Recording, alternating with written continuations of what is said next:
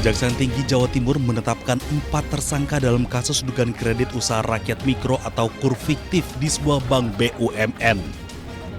4 tersangka berinisial MFH, mantan Kepala Cabang Bank BUMN, serta AM, IIS, dan HN yang merupakan collection agent sebagai penyalur KUR mikro kepada debitur.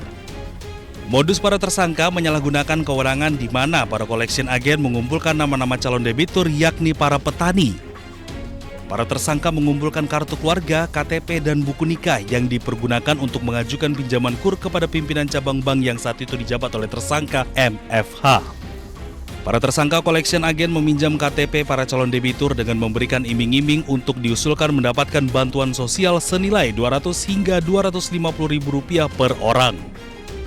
Uang hasil pencairan digunakan oleh para tersangka collection agent untuk kepentingan pribadi. Sementara tersangka mantan kepala cabang mendapatkan imbalan sebesar Rp105 juta.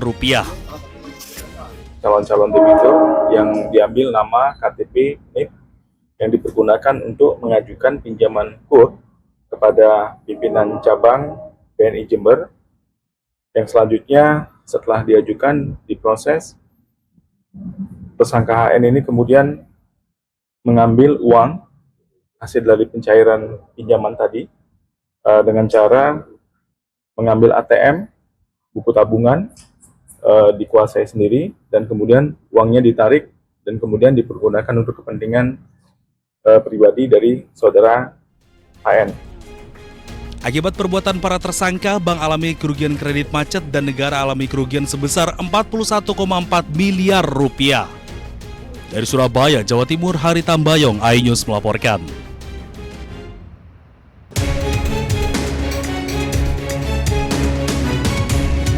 Cegah praktik prostitusi terselubung berkedok warung, petugas gabungan Satpol PP Sidoarjo bersama TNI Polri mengoptimalkan razia prostitusi ke sejumlah warung kopi dan karaoke tak berizin di pinggiran kota Sidoarjo, Jawa Timur.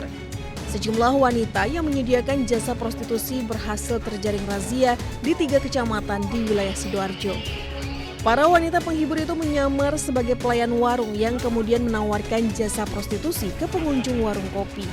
Dalam razia itu, petugas juga menyita belasan botol minuman keras beralkohol yang dijual tanpa izin. Sejumlah wanita yang terjaring razia itu dilakukan tes darah oleh petugas dinas kesehatan sebelum dipulangkan paksa ke daerah asal. Kegiatan ini selain menekan terjadinya penyakit masyarakat, gangguan daripada tibum teranas yang ada di Sidoarjo, juga kita melaksanakan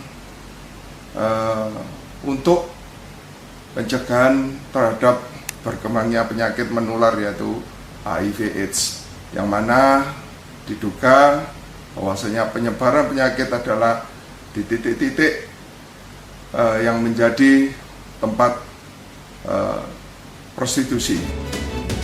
Petugas Satpol PP juga membongkar paksa dan merobohkan sejumlah lapak atau bilik yang digunakan untuk sarana prostitusi.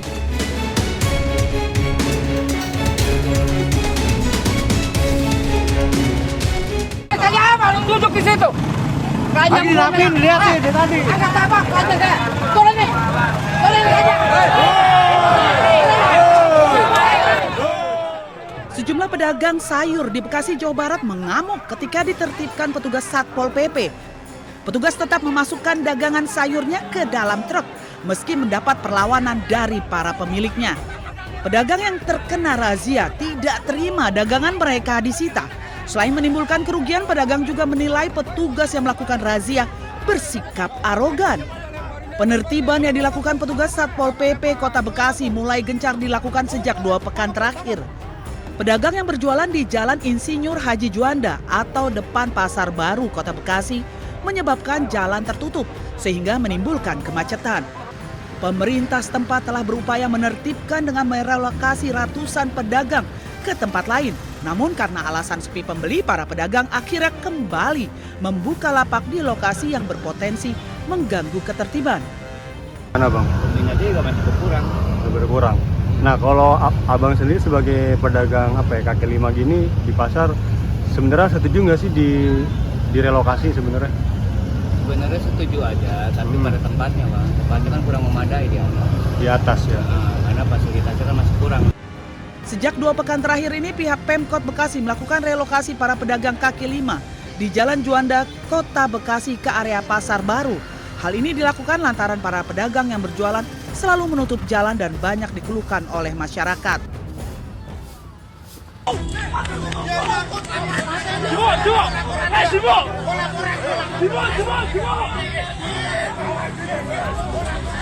Suasana di desa Menduran, Brati, Grobogan, Jawa Tengah tiba-tiba berubah mencekam saat bentrokan dengan ratusan anggota perguruan silat pecah.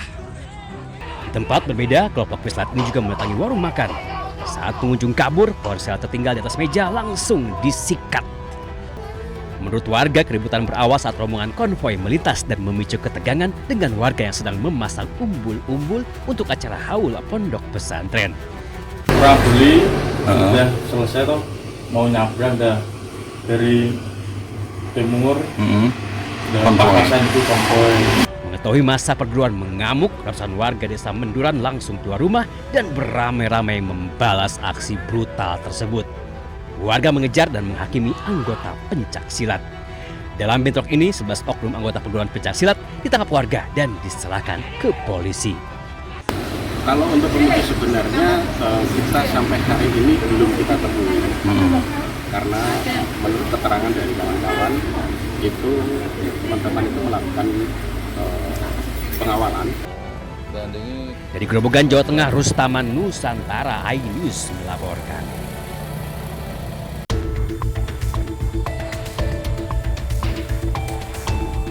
Aksi pencurian sepeda motor dilakukan DNR di sebuah angkringan di Jalan Papandayan, Semarang terekam CCTV. Wajah pelaku terlihat jelas saat masuk ke warung berbicara dengan seseorang. Tanpa ragu, pelaku langsung mengambil sepeda motor milik pengunjung angkringan menggunakan kunci duplikat dan membawanya kabur.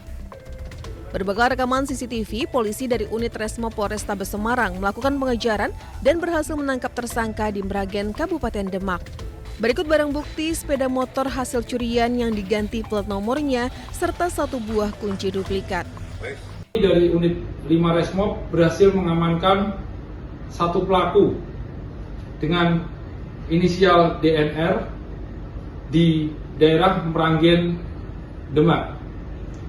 Dan pada saat penangkapan terhadap pelaku ditemukan juga sepeda motor hasil dari pencurian yang terjadi di angkringan daerah Papandayan yang saat itu untuk nomor polisinya sudah diganti. Saat ini penyidik masih melakukan pemeriksaan secara intensif terhadap tersangka untuk melengkapi proses penyidikan. Dari Semarang, Jawa Tengah, Doni Marendra, iNews melaporkan.